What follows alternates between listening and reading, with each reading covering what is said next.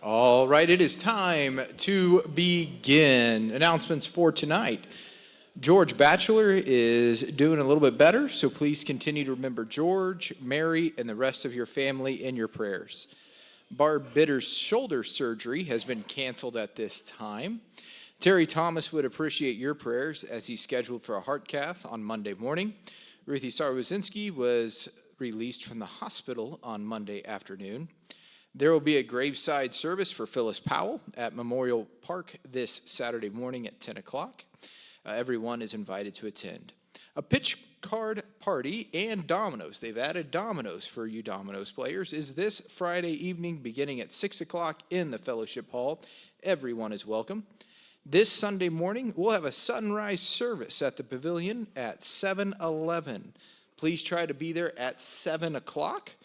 And bring a blanket if you need one. It's going to be a little chilly, it sounds like.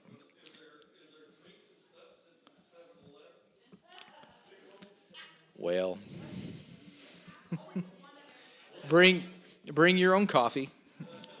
It'll keep you warm on the inside. It's grown on a vine anyway, so it's good.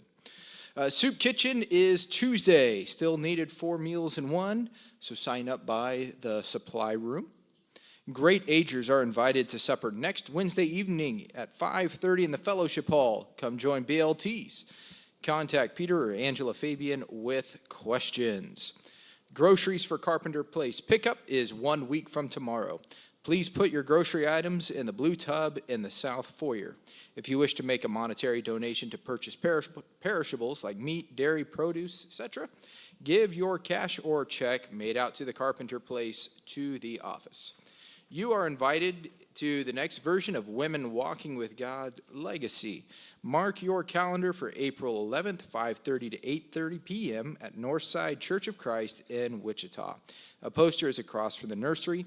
RSVP soon so they can plan for food. Eastwood Guys Camp Out is April 17th and 18th at Kansas Bible Camp. It's out on 56th Street. Bring a tent or sleep in the big tree house there. Don't want to camp? You can come Friday evening and return Saturday morning if you would like. So it'll just be a great night out there. It is a pretty neat tree house. Augie and Oli are excited. They're going to go out there, so all ages is welcome for that one. Ladies' Day at Emporia Avenue in Wichita is April 18th. Rose Shady from Northside is the speaker. A flyer is posted by the nursery. Anything else tonight before we start?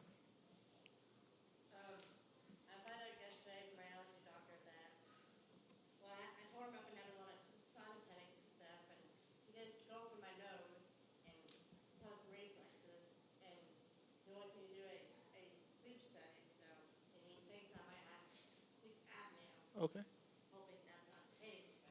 Yeah.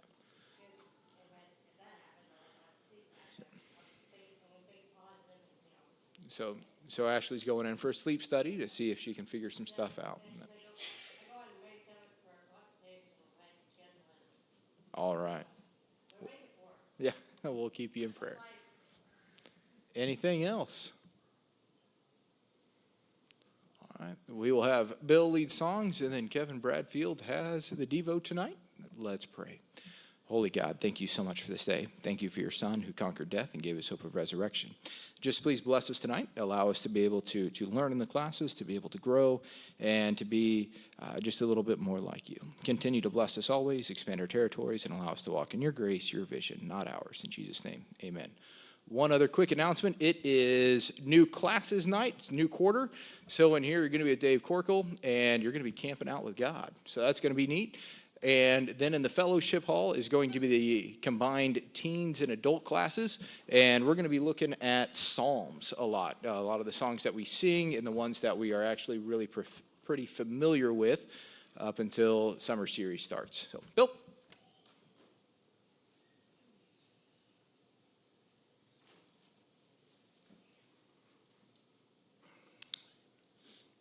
You'll have to humor me for a little bit tonight, if you wouldn't mind. Like you have a choice, you wouldn't leave probably. This song that Trey's gonna put up, I did not know the title to this song, and it's funny. A little group of us over here Sunday morning we're trying to go, hey, what's that song, Are You Washed in the Blood of the Lamb? And it's like, well, how does it go? You know, we had the words, we had the tune, and we could not find it in our songbook. And so it was really bugging me. And lo and behold, Malachi sung this song during the service. It just messes with your mind a little bit. I don't know how this conversation got started, but Malachi sung it. So then I'm going, oh, it's not called Are You Washed? But you know what? If you look it up in these old books, it's under Are You Washed? I'm making a big deal of this so that I don't ever forget the name of this song again, because these books are no longer in use. And this has it under Have You Been to Jesus? So that's my story for the night. It's kind of silly, but hopefully I'll always remember this song now, because I thought it was called Are You Washed? Have you been to Jesus for the cleansing power? Are you washed in blood of the Lamb? Are you fully trusting in His grace this hour? Are you washed in the blood of the Lamb? Are you washed in the blood, in the soul-cleansing blood of the Lamb? Are your garments spotless? Are they white as snow? Are you washed in the blood of the Lamb? Are you walking daily by the Savior's side? Are you washed in the blood of the Lamb? Do you rest each moment in the crucified? Are you washed in the blood of the Lamb?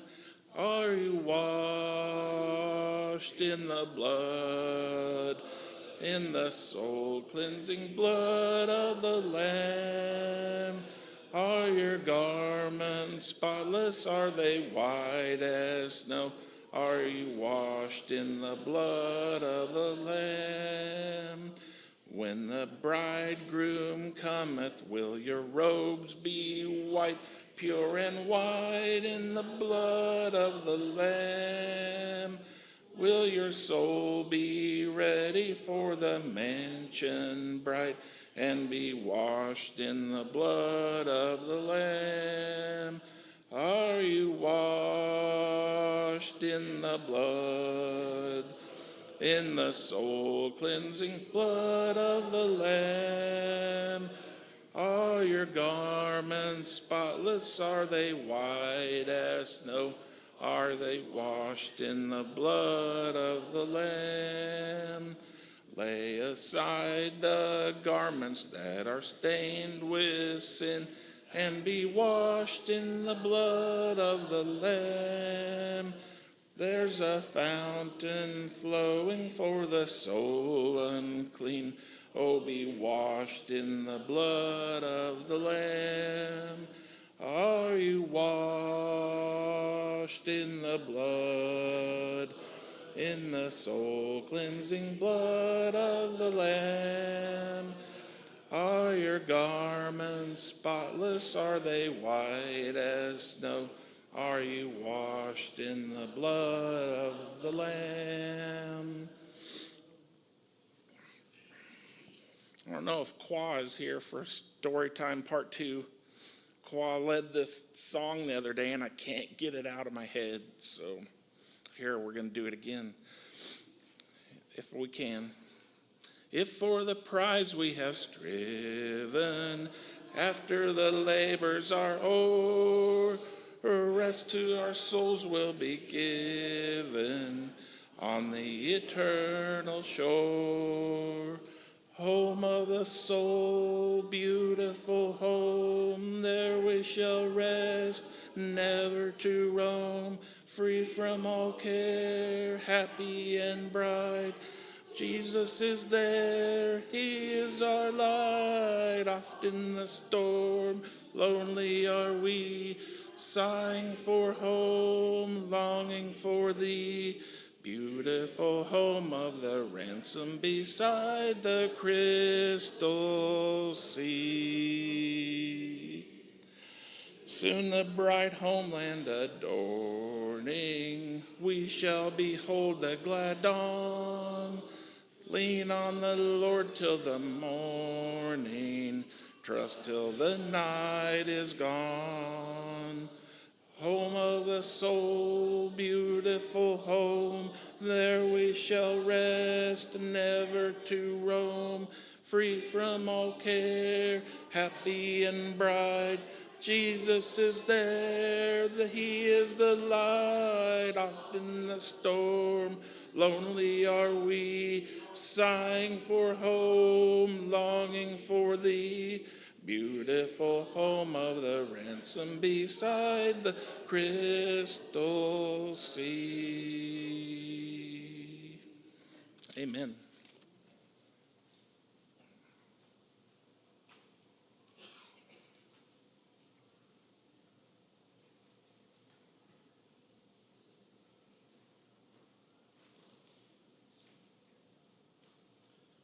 Good evening.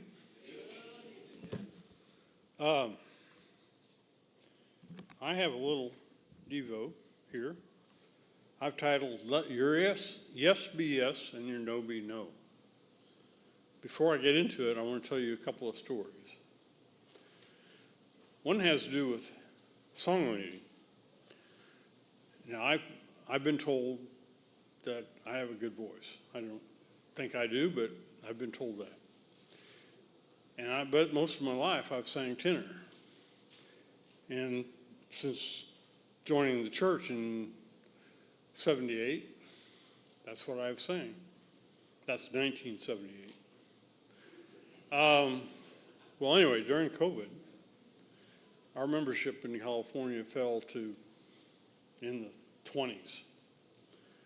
And I was asked if I wanted to lead singing. And I thought, well, since I'm asked, I should say yes. And so I said yes. And I did okay. But I've never been real coordinated with doing leading and singing at the same time. It doesn't work for me. Also, I found it really hard to stay on the melody. I wanted to revert to tenor. Well, then, a few weeks later, I was asked again, and I said yes. And I struggled with the same things, but this time I reverted to tenor more than I wanted. So the next time I was asked to lead singing, I said, no, I need to just sing as a member, let someone else do the leading. And that's my stance today, is that I'll sing, but don't ask me to lead singing. It's not my forte. I said a couple of stories, and while I was telling that story, I was trying to remember the other story, and I don't remember it. So let me just get into the discussion. So in reading in Matthew chapter 5, part of the Beatitudes, starting in verse 33, we read Jesus' words. Chapter 5, verse 33 of Matthew. Again, you have heard that it was said to the people long ago, do not break your oath, but keep the oaths you have made to the Lord. Now, this is Jesus talking to the people. Let's stop there. I want to go back to Leviticus chapter 19, verse 12, where we read, do not swear falsely by my name, and so profane the name of your God. I am your Lord. Then in Numbers chapter 30, verse 2, we read, when a man makes a vow to the Lord, or takes an oath to obligate himself by a pledge, he must not break his word, but must do everything he said. Again, in Deuteronomy chapter 23, verses 21 to 23, we read, "If you make a vow to the Lord your God, do not be slow to pay it, for the Lord your God will certainly demand it of you, and you will be guilty of sin. But if you refrain from making a vow, you will not be guilty. Whatever your lips utter, you must be sure to do, because you have made your vow freely to the Lord your God with your own mouth." Then in Matthew chapter 23, verses 16 to 21, I think Jesus was speaking to the Pharisees, ridiculing them for their behavior and their words. He said, "Woe to you, blind guides," and there's an exclamation point. "You say, if anyone swears by the temple, it means nothing. But if anyone swears by the gold of the temple, he is bound by his oath. You blind fools," another exclamation point. "Which is greater, gold or the temple that makes the gold sacred? You also say, if anyone swears by the altar, it means nothing. But if anyone swears by the gift on it, he is bound by his oath. You blind men, which is greater, the gift or the altar that makes the gift sacred? Therefore, he who swears by the altar swears by it and everything on it. And he who swears by heaven swears by God's throne and by the one who sits on it." I think what Jesus meant was, it didn't matter where you swear to. If you say something without having a swear in it, it means something. Whether you swear or not, you said it. Let's go back to Matthew 5. Starting again in verse 33 and reading on, we'll see. "Again, you have heard that it was said to the people long ago, 'Do not break your oath, but keep the oaths you have made to the Lord.' But I tell you, do not swear it at all, either by heaven, for it is God's throne, or by the earth, for it is his footstool, or by Jerusalem, for it is the city of the great King. And do not swear by your head, for you cannot make even one hair turn white or black." I threw in the word turn. Simply let your yes be yes, and your no, no. Anything beyond this comes from the evil one. What I think Jesus meant is that we should consider everything we say and will do as a promise to God, and that we'll do it. And if we can't or won't, we need to figure that out and say so. Not say that we will, and disappoint our fellow man in God by not doing what we will say, what we say we will. Also, that we should, this is my own thinking, that we should, if we're able, if we can, to always say yes when it comes to service to our fellow man or to God. That swearing an oath makes no difference. That's my take. So let your yes be yes and no be no.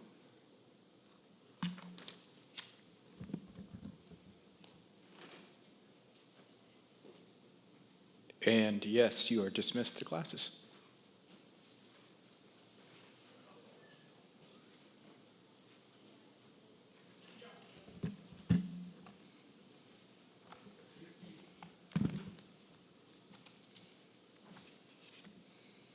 Don't go. It's only a 40-year trip.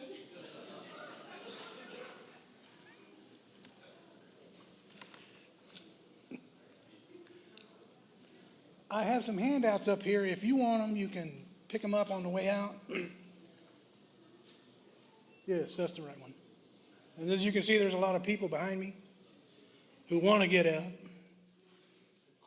But then we're going to go camping with God. How many people here have gone camping? Any time in their lives? Just about everybody. Now, what's the first thing you got to do before you go camping? That's probably the best thing, is to prepare. Because you can't just walk out of the house and go camping. So, we're going to prepare tonight to go camping with God, which was supposed to be a short trip. The way I see it, I think the Israelites thought that God was going to come down and free them, take them into the desert, wherever he was going to take them, then to the promised land, give it to them, let them do what they wanted as long as, oh, thank you. Now I got to figure out how that worked.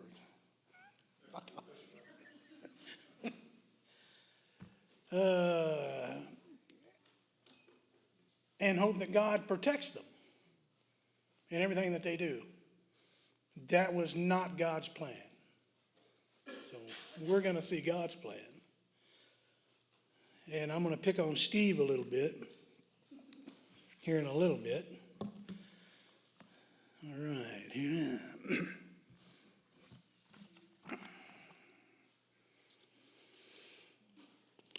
Okay, so to set the stage, we're going to start in Exodus 12, the last plague, because pretty much everybody knows what happens before that. Moses comes down from the mountain. He goes back to Israel or to Egypt. He tells Pharaoh to set his people free, and Pharaoh says no. So we go through 10 plagues. And I didn't bring that. I'm sorry. I don't know if I have that. Yeah, there we go.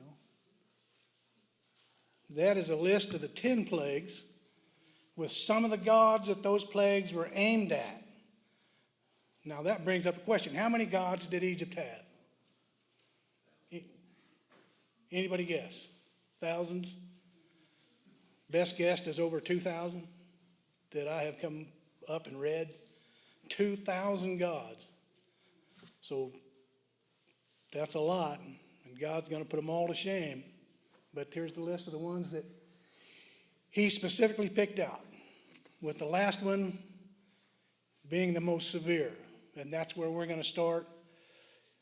Moses has gone to the elders several times and said, you do this, and shown them signs and wonders to make them believe that God actually sent him to set them free. Sometimes they believe him, sometimes they don't. They grumbled against Moses for 40 years, so you know how that goes. So, here we are, the last plague, and this is the establishment of the Passover feast and the Feast of Unleavened Bread. And God is getting ready to kill a bunch of people. That's terrible, but it's necessary. So he set up the elders through Moses on what they're going to do. They're going to get ready to leave Egypt from the city of Ramses. Now, anybody that says they're a full-blown expert on the Exodus where everything is a liar, because we don't know. We don't know where the city of Ramses was. We don't know where the city of Sukkoth was. We just know that's where they were. And take it on faith, because God said so. So, they're in the city of Ramses, and Pharaoh's firstborn dies, and he's pretty upset that he kicks Egypt, or not Egypt, but Israel out of Egypt. Literally, he goes to them, and this is after midnight, because that's when the plague struck, was after midnight, and he goes and tells Moses, get out. Take all your people and all your livestock and get out. Now, did they leave right then? Not yet. But are they free? Yes. They are free people. Pharaoh has set them free. He has ended the bond slave relationship with Egypt at that moment. They can do whatever they want to do. Now, they've already plundered the Egyptians. They've already given them all the gold and silver and all the material and stuff that they want to get ready to go. So on the 15th, which is the day after Passover, Moses said, we're leaving. He gathers them all together, and he has the elders go to each one of the tribes and families out throughout the cities and say, get your people ready, we're leaving. Now, how many people left, Steve? 600,000 men from the ages of 20 up from there. Okay. So how many people left? Any guess? If we've, Estimated guess a little over 2 million. yeah, that's pretty close.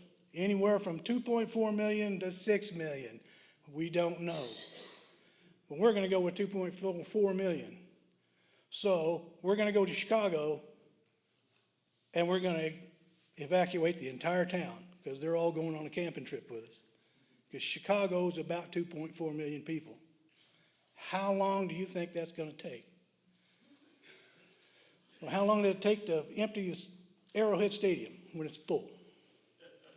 Just a guess. Hour? Probably 2 hours. 2 hours? So we're going to have to empty that 35 times. And it's doable. It's actually something that can happen. I mean, because most of the people that are there are probably can walk pretty well and get around. But the Israelites are going to take their women, their children, their young and their old, and all their livestock. And they're going to leave. And they're going to get out in a day. And then they're going to leave, but it's going to take them a while to get to Sukkoth. How long does it take them to get to Sukkoth? And what is Sukkoth, that city? Do you know? That's their first stop. Takes them 9 days to get there. And do you know why they stopped there? This is their first stop. They walked for 9 days without stopping. Did you know that? Night and day. We're told in the Bible that they walked night and day. They were led by a cloud in the daytime and by a pillar of fire at night. So they walked continually. So it's easy for them to travel a long way every day. And Sukkoth, let me see here, is 9 days away. And they stopped there because there's a mine, a turquoise mine up in the mountains, where there's some Hebrews that are up there mining, slaves. They stopped to pick them up. They camped there overnight. And that's another thing. They went camping. How many of them had tents? Why would they have tents? They've been living for 430 years without tents. So where did they get them? That's my question. That's a question that's not answered. What did they stay in? They got to have something to stay in at night when they camp and when they're going to camp. So somehow along the way, they had to make their own tents to sleep in. So here we are, over 2 million people. Yes, sir. Exodus 12:36. Yep. And the Lord had given the people favor in the sight of the Egyptians, so that they granted them what they requested. Thus they plundered the Egyptians. So the New King James has it as they granted them what they requested. Maybe. Everything. Yeah, and it's possible. But that question still comes up, why would the Egyptians have tents? What do they need with them? They don't have any need because they all live in homes, built homes. So why would they need a tent For 430 years, they haven't needed one. The Egyptians have never needed one. So we don't know. All we know is that eventually they do.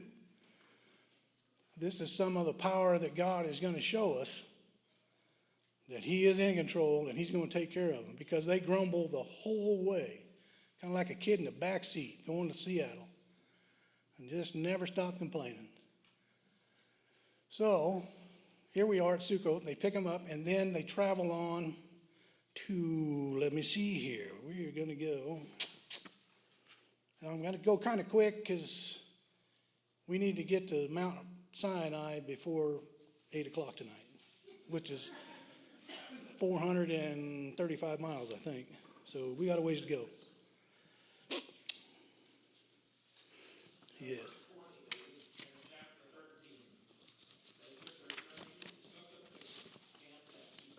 Etham, that's right. Etham would be around the point of the peninsula, and then you come back up a little bit, and you can see the little red dot down there towards the bottom. That's where they say Etham is. And I think it's pretty close, because the guy that made this map is an archaeologist, and he's pretty sharp at what he does. But there again, whether he's right or wrong, we don't know. So they've gone down to Sukkoth, and they went around Migdol. We know they go around Migdol, and then they go to Etham, and they park there. Let me see, where I got to go back. Now I got to backtrack. Where was I?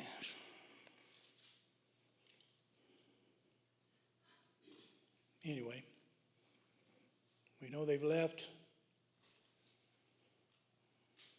and they got all their people,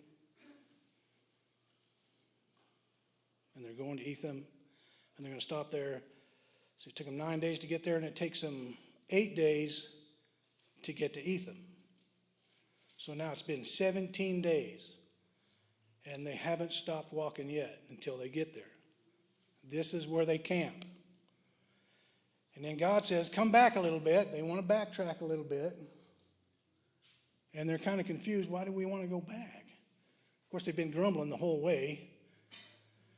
But they want to come back, and they stop, and they see the Egyptians and Pharaoh and his army coming after them. And now they're terrified. They figure, well, now Pharaoh's going to kill us here. Why did we bother to come out here?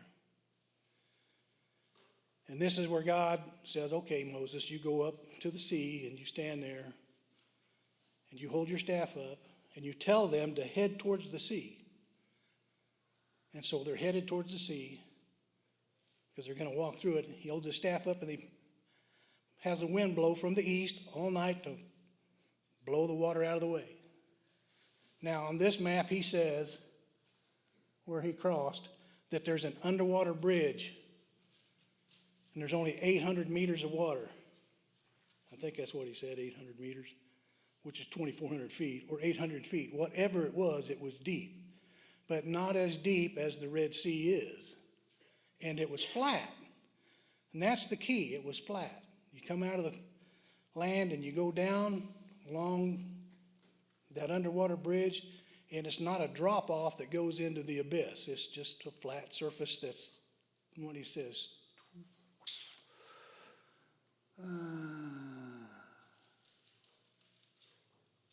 That's 250 meters deep, yes, and 16 kilometers wide. So that's plenty of width for everybody to cross, and it's dry land. So 250 meters, 800 feet, give or take. That's a lot of water. If it falls on you, you're not going to make it, even in the submarine. So they get across. In one day, they get across. And here come the Egyptians. They come flying down there in their chariots. And they think they're going to get across. Everybody's across. Moses is across. And he turns around and he says, watch this. So he holds his hands up, his staff up again, and he closes the water, and God drowns every one of them. So no more Egyptians. And there have been archaeological studies that have found what they say are pieces of chariots at that location. Whether that's true or not, we don't, I haven't seen them, but I can't dispute that either. So they are crossed. They are done with the Egyptians. They will never, ever see those guys chasing them again, because God has taken care of that. So now they go 3 more days into the desert through the wilderness. The wilderness, yeah. Let me find that one. Is it Sin? No, that's later.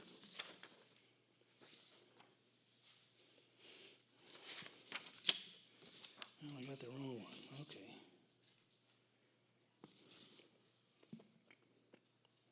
Any questions? Hey, David, chapter 15, verse 22. That's the next leg, I think. So Moses brought Israel from the Red Sea. Then they went out to the wilderness of Shur. Wilderness, sure, yeah. I knew it started with an S. Yep. So they go out to the wilderness of Shur, and they're starving, they're hungry, they need water, and they're complaining again. And God is going to help them again. Let me go to the Bible, that'll help me.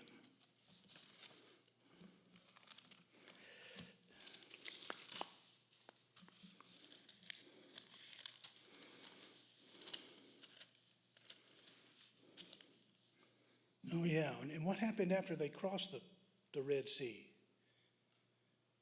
Do you all remember what happened after that? Yes, Miriam sang a song, a nice long song, praising God for saving them.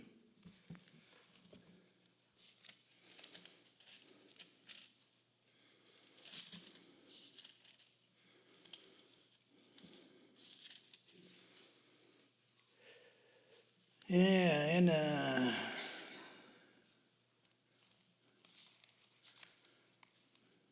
yes, in Exodus 15:22, then Moses led Israel from the Red Sea, and they went out into the wilderness of Shur, and they went 3 days into the wilderness and found no water. This is where they come to Marah, and the water there is bitter and they can't drink it. So now they're complaining again, we can't drink it, we're all going to die of thirst. And Moses, all he's doing is crying out to God all the time, why you bring me out here, and why you got these people that are always complaining to me, and what am I going to do now? Because Moses in verse 25, then he cried out to the Lord, and the Lord showed him a tree, and he threw it into the waters, and the waters became sweet. So Moses takes a tree, throws it in the water, and now it's drinkable water. So God has saved them again. Why they can't see this time after time after time, that God is going to save them. He says, there he made for them a statute and regulation, and there he tested them. And he said, if you will give earnest heed to the voice of the Lord your God, and do what is right in his sight, and give ear to his commandments, and keep all his statutes, I will put none of the diseases on which I have put on the Egyptians. For I, the Lord, am your healer. And from there they went on to Elim, which had 12 springs and 70 date palms. So they go from bitter water to best water they can find and something to eat. So now they can water their cattle. Everybody's going to get water, and they're a lot happier. From there they set out from Elim, and they journey into the wilderness of Sin. Now, the wilderness of Sin is going to take them to Mount Sinai. Because, let's see, it's hard for me to see. I can't see with my glasses, but it's up there.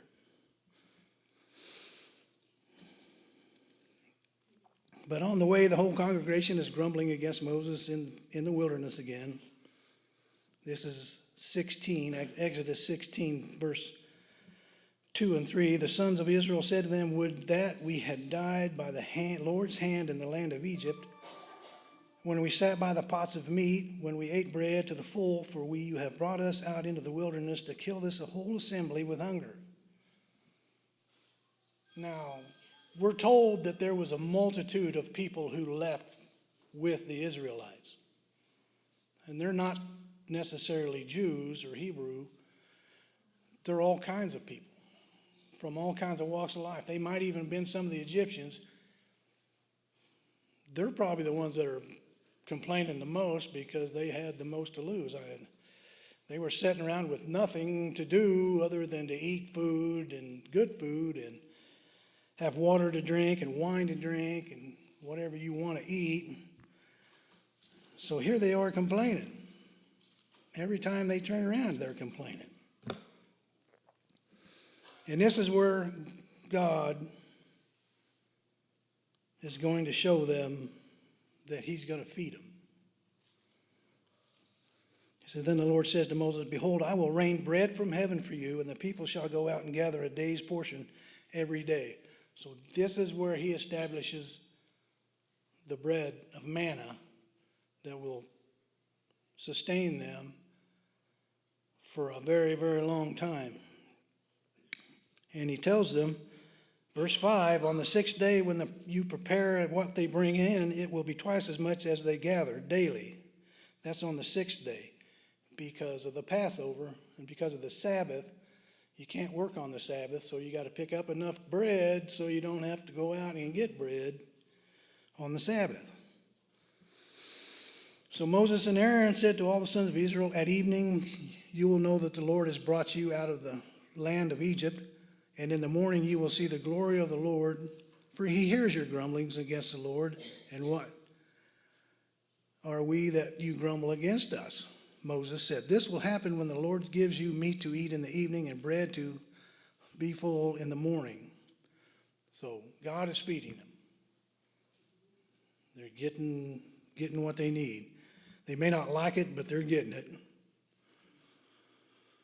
And then Moses says to Aaron, verse 9, say to all the congregation of the sons of Israel, come near before the Lord, for he has heard your grumblings. It came about as Aaron spoke to the whole congregation, the sons of Israel, that they looked toward the wilderness, and behold, the glory of the Lord appeared in the cloud. I have heard the grumblings of the sons of Israel. Speak to them, saying, at twilight you shall eat meat, and in the morning you shall be filled with bread, and you shall know that I am the Lord your God. So it came about at the evening that the quails, this is where the quails come, and they have meat to eat. So, and came up and covered the camp, and in the morning there was a layer of dew around the camp. And when the layer of dew evaporated, behold, on the surface of the wilderness there was a fine flake-like thing, fine as the frost on the ground. When the sons of Israel saw it, they said to one another, what is it? For they did not know what it was. And Moses said to them, it is the bread which the Lord has given you to eat. So they have the quails, and now they have the manna coming from heaven. And the Lord tells them, gather of it every man as much as he should eat. You shall take an omer apiece according to the number of persons each of you has in his tent. So if you can eat half a loaf, you take enough to make a half a loaf. If you can eat one slice, you take enough to eat one slice. But you don't take 1 ounce more, because you're not going to get it. So the Israel did so, and some gathered much and some little. When they measured it with an omer, he had gathered much, had no excess, and he who had gathered little had no lack. Every man gathered as much as he should eat. Moses said to them, let no man leave any of it until morning. So they had to eat all of it. You can't leave any of it. What you take, you eat. So you just don't leave any behind.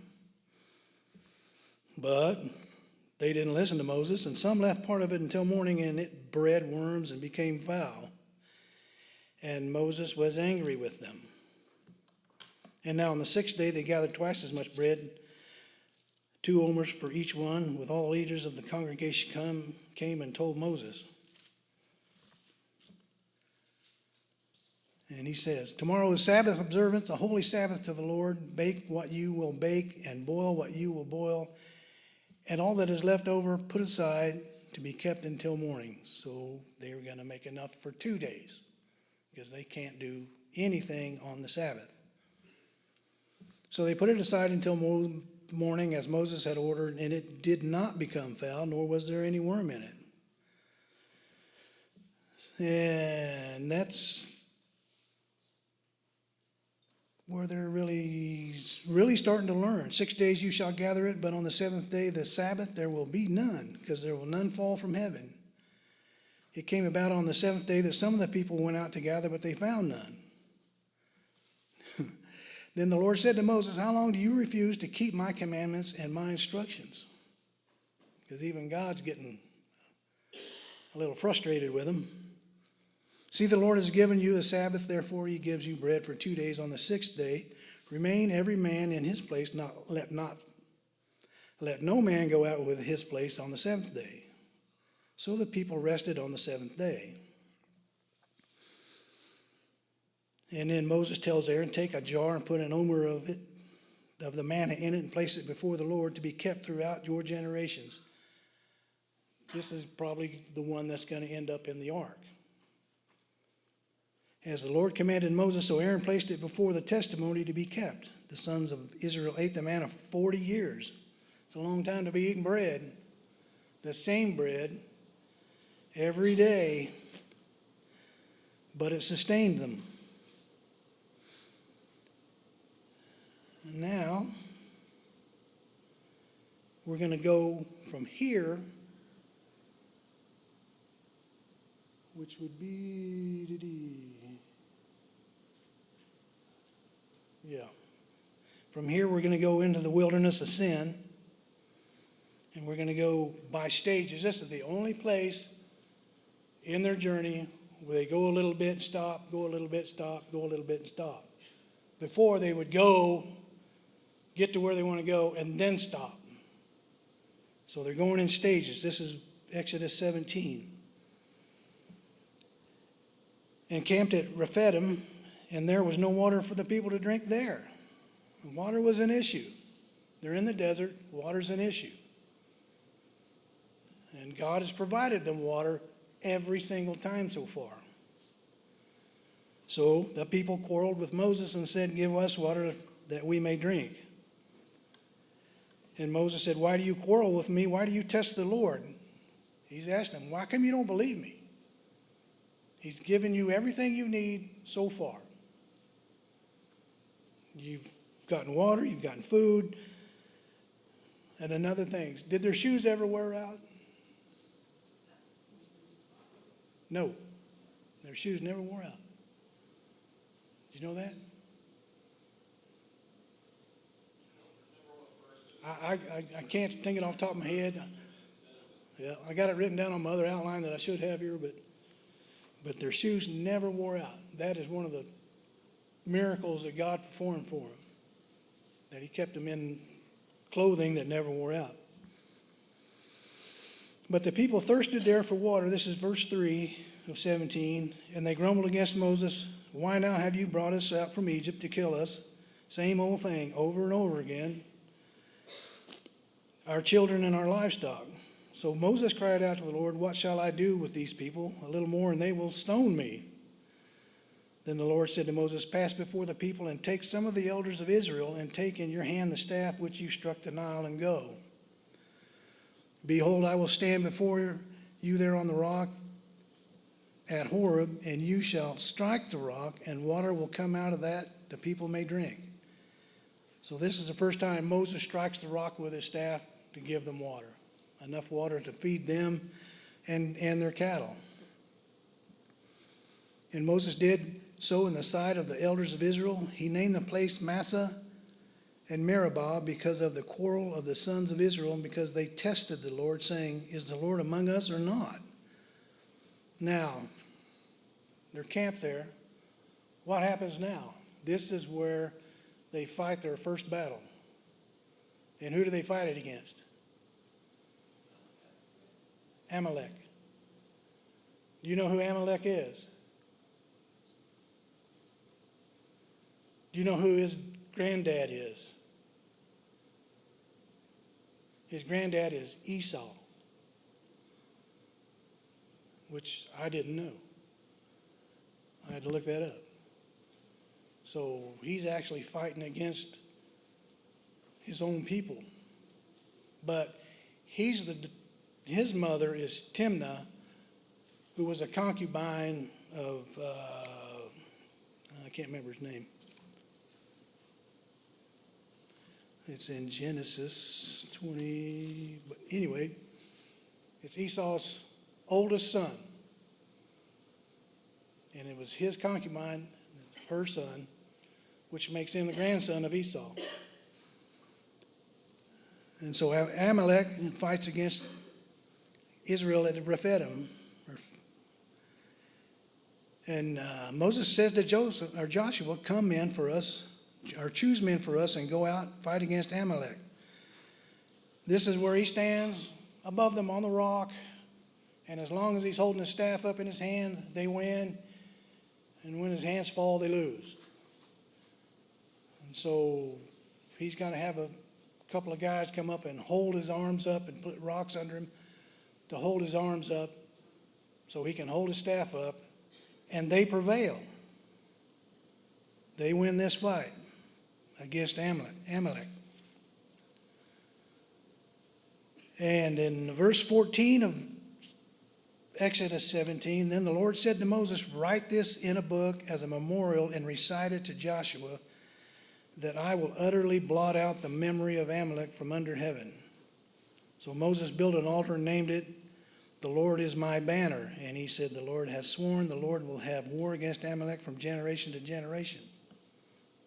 So now, we're getting really close. We're getting really close to where we need to be. So now, Jethro, the priest of Midian, Moses' father-in-law, comes on the scene. And he heard of all that God had done for Moses. This is 18, verse 1.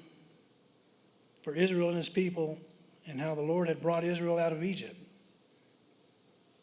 And he took Moses' wife Zipporah after he had sent her away, and her 2 sons, and brought them to Moses and all the people. And Moses had gone out to meet them and was pretty happy to see them. What was it that Jethro did? Jethro. And what was it that Jethro did for Moses at this time? Y'all remember?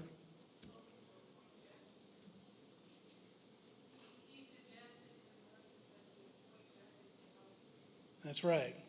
He comes with counsel to give Moses, because he sees how much Moses is struggling with the people, how difficult it is for him to judge every little bitty thing. So he gives him counsel. You do the best by judging those things that are the most serious, and you appoint others to judge all the smaller stuff. And he tells him in verse 17, the thing that you are doing is not good. You will surely wear out both yourself and these people who are with you, for the task is too heavy for you. You cannot do it alone. And that's Jethro speaking to Moses. He says, now listen to me, I will give you counsel and God with you. You be the people's representative before God, and you bring the disputes to God. Then teach them the statutes and the laws, and make known to them the way in which they are to walk and work they are to do. And verse 22, let them judge, that he's talking about the ones he appoints. Let them judge the people at all times, and let it be that every major dispute they bring to you, but every minor dispute they themselves will judge. And Moses listened to him, and he does this. And he does it because he knows it's right.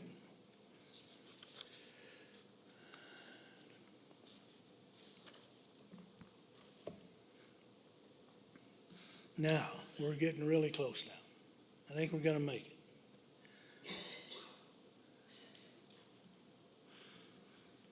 In Exodus 19, Verse 1, in the third month after the sons of Israel had gone out of the land of Egypt, on that very day they came into the wilderness of Sinai. So they're getting close. They're not there yet, but they're getting close.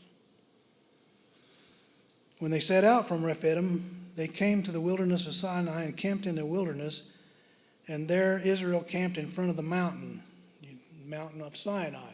That's the one where he's going to talk with God a lot. Moses went up to God, and the Lord called to him from the mountain, saying, Thus you shall say to the house of Jacob, and to tell the sons of Israel, You yourselves have seen what I did to the Egyptians, and how I bore you out on eagle's wings and brought you to myself. Now then, if you will indeed obey my voice and keep my covenant, then you shall be my own possession among all the peoples, for all the earth is mine. And you shall be to me a kingdom of priests and a holy nation. These are the words that you shall speak to the sons of Israel. So now we're there. We've made it. How long has it taken us to get there? Does anybody have an idea?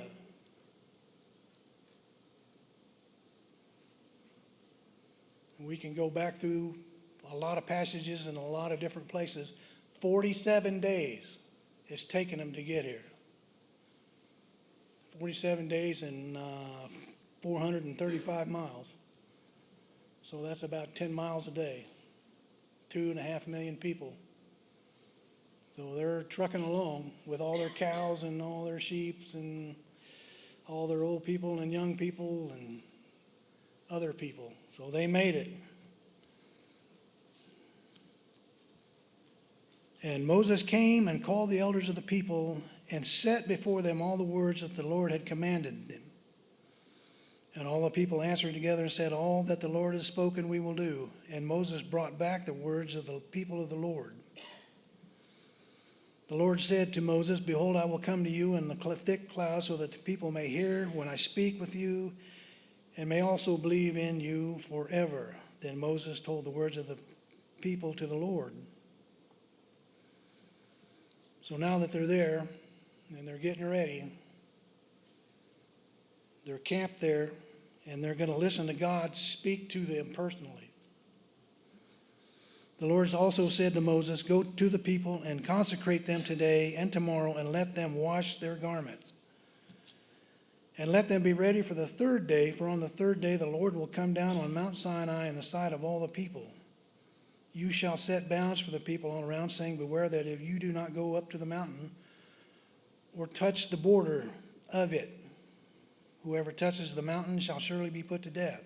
So they gathered around the mountain after being consecrated and washing their garments. They're clean. They're exactly the way God wants them to be. And they get there, and God's going to come down and talk to them. He says, No hand shall touch him, but he shall surely be stoned, shot through, whether beast or man, he shall not live. This is verse 13.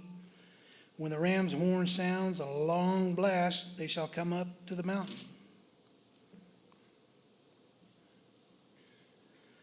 Now in verse 19, we're going to skip ahead a little bit. When the sound of the trumpet grew louder and louder, Moses spoke, and God answered him with thunder. The Lord came down on Mount Sinai on the top of the mountain, and the Lord called Moses to the top of the mountain, and Moses went up. Moses is going to make a lot of trips here, up and down this mountain. How old is he? He's 80 years old. Is there anyone here that could go up and down a mountain 8 times? Even a small one. I know I can. I tried to go up one once and didn't even get halfway. And that wasn't even a mountain. It was more of a path. And then in verse 21, the Lord spoke to Moses, Go down, warn the people so that they do not break through to the Lord to gaze, and many of them perish. And let the priests who come near to the Lord consecrate themselves, or else the Lord will break out against them. Moses said to the Lord, The people cannot come up to the Mount Sinai, For you have been warned, set bounds about the mountains and consecrate it. Then the Lord said to him, go down and come up again. There you go.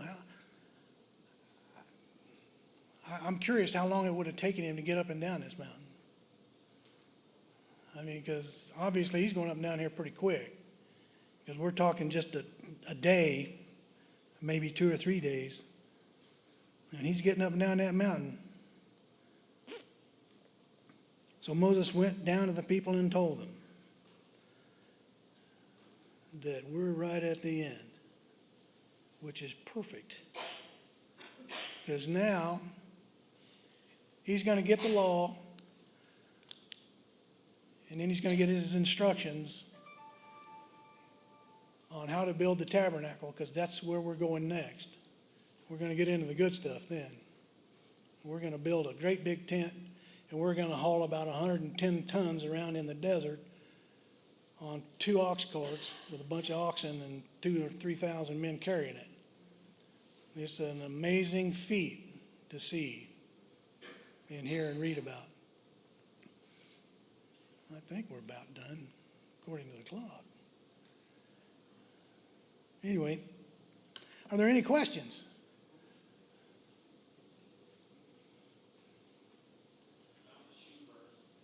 Did you? Where was it? Deuteronomy 29, Yeah. verse 5. And their clothes, both their clothes and their sandals. Yep. Deuteronomy Deuteronomy 29, 5. 29:5. God made sure that their clothes and their shoes never wore out. Boy, wouldn't that be nice? Yeah. J.C. Penney, there's an old one. All right, thanks. Next week we're going to start building. It'll be a lot funner.